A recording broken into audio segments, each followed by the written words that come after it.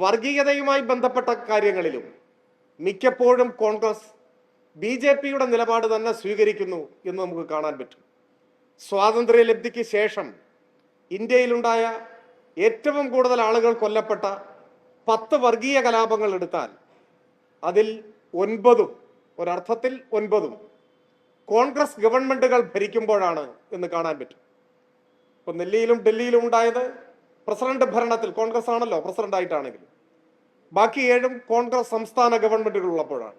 ഭഗൽപൂരിൽ, മീററ്റിൽ, മൊറാദാബാദിൽ, ഭീവണ്ടിയിൽ, ബോംബെയിൽ ഒക്കെ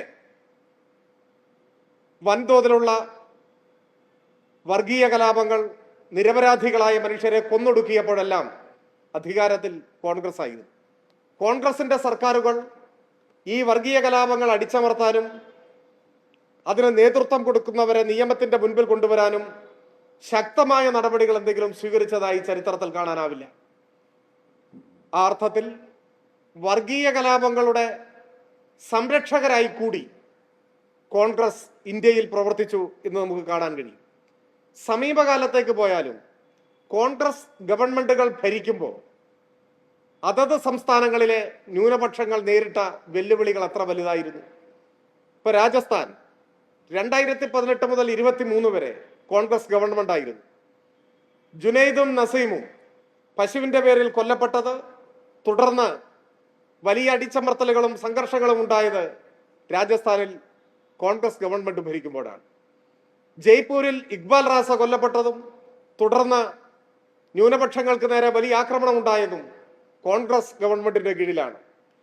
ഛത്തീസ്ഗഡിൽ 2018 മുതൽ 2023 വരെയുള്ള കോൺഗ്രസ് ഭരണകാലത്താണ് ബസ്തർ മേഖലയിൽ, നാരായൺപൂരിൽ, കാങ്കറിൽ, കൊണ്ടഗാവിൽ എല്ലാം ക്രിസ്ത്യൻ ദേവാലയങ്ങൾ ആക്രമിക്കപ്പെട്ടത്, ക്രിസ്തുമത വിശ്വാസികൾ ആക്രമിക്കപ്പെട്ടത്, പുരോഹിതന്മാർ ആക്രമിക്കപ്പെട്ടത്. 2024 ഹിമാചൽ പ്രദേശിൽ കോൺഗ്രസ് ഗവൺമെന്റ് അധികാരത്തിരിക്കുമ്പോഴാണ് വ്യാപകമായ മുസ്ലിം വിദ്വേഷ പ്രചരണം. അത് നിങ്ങൾ ഓർക്കുന്നുണ്ടാവും. മുസ്ലിം ജീവനക്കാരുടെ പേരുകൾ എഴുതി പ്രദർശിപ്പിക്കണം എന്ന വിവാദ ഉത്തരവ് പിന്നീട് പിൻവലിച്ചെങ്കിലും എന്തിന്? ഹിമാചൽ നിയമസഭയിൽ അതിനു മുമ്പ് ഇന്ത്യക്ക് രാഷ്ട്രപിതാവേയുള്ളൂ, ഒരു രാഷ്ട്രമാതാവ് വേണമെന്ന വിചിത്രമായ ഒരു പ്രമേയം കൊണ്ടുവന്നത് കോൺഗ്രസ് ആയിരുന്നു. ആ രാഷ്ട്രമാതാവ് പശു ആയിരിക്കണം എന്നാണ് കോൺഗ്രസ് ആവശ്യപ്പെട്ടത്.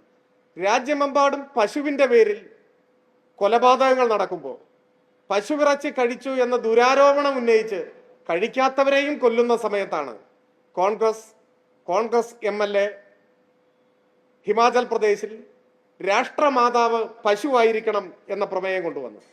ഈ അനുഭവങ്ങളെല്ലാം നമ്മുടെ മുൻപിലുണ്ട്. എന്തിന്? നമ്മുടെ തൊട്ടടുത്ത കർണാടകയിൽ ഈ അടുത്ത കാലത്താണ് ഇദ്രിസ് പാഷ കൊല്ലപ്പെട്ടത്. നമ്മുടെ മലയാളിയായ സഹോദരൻ അഷറഫ് അതിർത്തിക്കപ്പുറത്ത് മംഗലാപുരത്ത് ക്രൂരമായി അടിയേറ്റു വീണ് ജീവൻ വെടിഞ്ഞിട്ട് ഇത്ര നാളല്ലേ ആയിട്ടുള്ളൂ. എന്ത് നിലപാടാണ് കർണാടകയിലെ കോൺഗ്രസ് ഗവൺമെന്റ് സ്വീകരിച്ചത്? മാണ്ഡ്യയിൽ ന്യൂനപക്ഷങ്ങൾക്കെതിരായി നടന്ന വേട്ട ഏറ്റവും ശക്തി ആർജിച്ചത് ഈ കോൺഗ്രസ് ഗവൺമെന്റിന്റെ കാലത്താണ്. യലഹങ്കയിലെ അനുഭവം നമ്മുടെ മുന്നിലുണ്ട്. പുനരധിവസിപ്പിക്കുമെന്ന് വലിയ വായിൽ കേരളത്തിൽ കർണാടക സർക്കാരിന്റെ വക്താക്കളായി വാദിച്ച കോൺഗ്രസ് ഇപ്പോൾ നിശബ്ദരായിരിക്കുകയാണ്. പുനരധിവസിപ്പിച്ചോ? തെലങ്കാനയിലെ അനുഭവം നമ്മുടെ മുന്നിലുണ്ട്. ഇന്ന് ബുൾഡോസർ രാജ് എന്ന് പറഞ്ഞാൽ ഇന്നലകളിൽ ബി.ജെ.പിയാണ് ആ വാക്കുകൊണ്ട് അടയാളപ്പെടുത്തിയതെങ്കിൽ ഇന്നത് ബി.ജെ.പിക്ക് മാത്രം അവകാശപ്പെട്ട വിശേഷണമല്ല, അത് കോൺഗ്രസിന് കൂടി അവകാശപ്പെട്ട ഒരു വിശേഷണമാണ് എന്ന് കാണേണ്ടതുണ്ട്. ഞാൻ പറഞ്ഞു വന്നത് കോൺഗ്രസ് ബി.ജെ.പിയിലേക്കുള്ളൊരു വഴി മാത്രമാണ്. കേരളത്തിൽ കോൺഗ്രസ് തോറ്റാൽ കോൺഗ്രസ് ബി.ജെ.പിയിൽ പോവും, ഇല്ലാതെയായി പോവും എന്ന് ഉത്കണ്ഠപ്പെടുന്നവരറിയണം. തോറ്റാൽ ബി.ജെ.പിയിൽ പോകുന്നതിനേക്കാൾ ജയിച്ചാലാണ് പോകാൻ സാധ്യത കൂടുതൽ. തോൽക്കുമ്പോൾ ബി.ജെ.പി അധികം വിലമതിച്ചു കൊള്ളണമെന്നില്ല. അതുകൊണ്ട് നല്ല വില കിട്ടാത്തതിനാൽ കോൺഗ്രസിൽ ചിലരെങ്കിലും പോകാൻ മടിച്ചേക്കും. എന്നാൽ ജയിക്കുമ്പോൾ കുറച്ചുകൂടി വില കൂടും, ആഗ്രഹിക്കുന്ന വില ലഭിക്കുന്ന സ്ഥിതി ഉണ്ടാവും. അതുകൊണ്ട് ജയിച്ചാലാണ് കോൺഗ്രസ് ബി.ജെ.പിയിലേക്ക് അതിവേഗം എത്തുക എന്ന് നാം അറിയണം. കോൺഗ്രസ് ഭരിക്കുന്ന സംസ്ഥാനങ്ങളിൽ ന്യൂനപക്ഷങ്ങൾ നേരിടുന്ന അരക്ഷിതാവസ്ഥ, അവർക്ക് ഏറ്റുവാങ്ങേണ്ടി വരുന്ന പീഡനങ്ങൾ, യാതനകൾ നമ്മുടെ മുന്നിലുണ്ട്. അവർക്ക് വേണ്ടി ചെറുവാക്കുകൊണ്ടെങ്കിലും പ്രതിരോധം തീർക്കാൻ കോൺഗ്രസ് തയ്യാറാകുന്നുമില്ല. കേരളത്തിൽ 960 മുതൽ RSSുമായി പരസ്യ സഖ്യം സ്ഥാപിച്ചതിൻ്റെ തെളിവുകൾ നമ്മുടെ മുന്നിലുണ്ട്. ഇത് ആരോപണമോ രഹസ്യമായ ധാരണയോ അല്ല. ജനങ്ങളുടെ മുൻപാകെ പരസ്യമായി തന്നെ സംയുക്ത സ്ഥാനാർത്ഥിയെ മത്സരിപ്പിച്ച തെളിവുകൾ നമ്മുടെ മുൻപിൽ ഇപ്പോഴും ഉണ്ട്. അത് മുൻപൊരിക്കലും ഇവിടെ വിശദീകരിച്ചതായതുകൊണ്ട് ആവർത്തിക്കുന്നില്ല. 60-ൽ EMSനെതിരെ സംയുക്ത സ്ഥാനാർത്ഥി RSS കോൺഗ്രസ്, 71-ൽ AKGക്കെതിരെ സംയുക്ത സ്ഥാനാർത്ഥി RSSും കോൺഗ്രസും, 91-ൽ TK ഹംസയ്ക്കും KP ഉണ്ണികൃഷ്ണനുമെതിരെ ബേപ്പൂരിലും വടകരയിലും സംയുക്ത സ്ഥാനാർത്ഥികൾ കോൺഗ്രസ്, ലീഗ്, BJP. ഇതെല്ലാം നമ്മുടെ മുൻപിലുണ്ട്. ഇത് ഓർമ്മിപ്പിക്കാൻ കാരണം ഇന്ത്യയിലെ മറ്റേത് സംസ്ഥാനത്തും കോൺഗ്രസ് BJP ആയി മാറുന്നതിനേക്കാൾ വേഗത കൂടുതലായിരിക്കും കേരളത്തിൽ കോൺഗ്രസ് BJP ആയി മാറാൻ.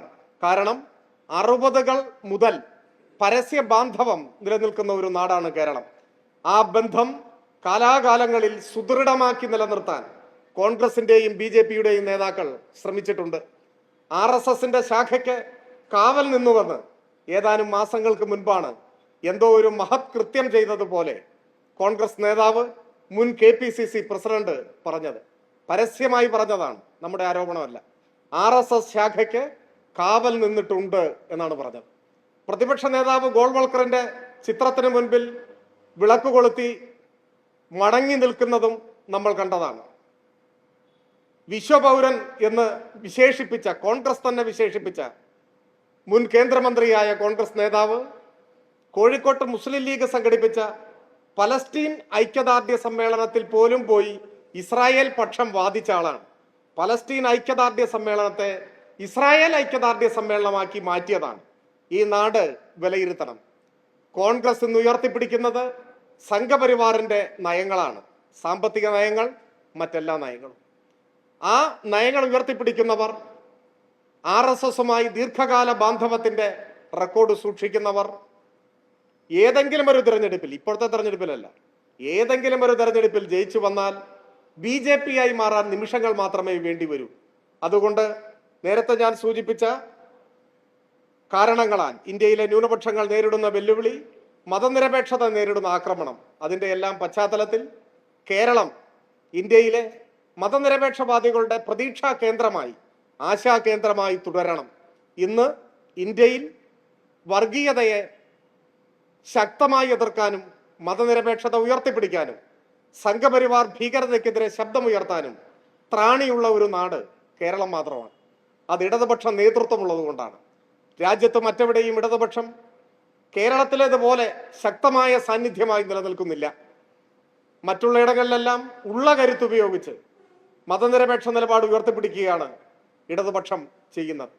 കേരളമാണ് ഇന്ത്യയിലെ ഇടതുപക്ഷത്തിന്റെ ഒരു സ്വാധീന കേന്ദ്രം, ശക്തി ദുർഗം.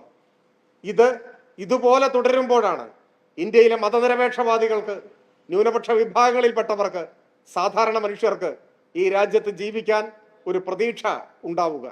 അത് ഈ തെരഞ്ഞെടുപ്പിൽ സ്വാഭാവികമായും ചർച്ച ചെയ്യപ്പെടേണ്ട ഒരു കാര്യമാണ്. ഒരു കയ്യബദ്ധം പറ്റിയാൽ BJPയുടെ ഹിംസോന്മുഖമായ രാഷ്ട്രീയം, RSSന്റെ ആക്രമണോത്സുകമായ പ്രവർത്തനങ്ങൾ, അതിന് കേരളം തോറ്റുകൊടുക്കലാവും. കോൺഗ്രസിലൂടെ BJP അധികാരം സ്ഥാപിക്കലാവും നടക്കുക എന്ന ഗൗരവം ഈ തെരഞ്ഞെടുപ്പിന്റെ മുൻപാകെ വോട്ടർമാർ പ്രകടിപ്പിക്കേണ്ടതുണ്ട് എന്ന അഭ്യർത്ഥനയാണ് ഇന്നത്തെ വാർത്താ സമ്മേളനത്തിന്റെ ഭാഗമായി കേരളത്തിലെ വോട്ടർമാരുമായി സംവദിക്കാനുള്ളത്.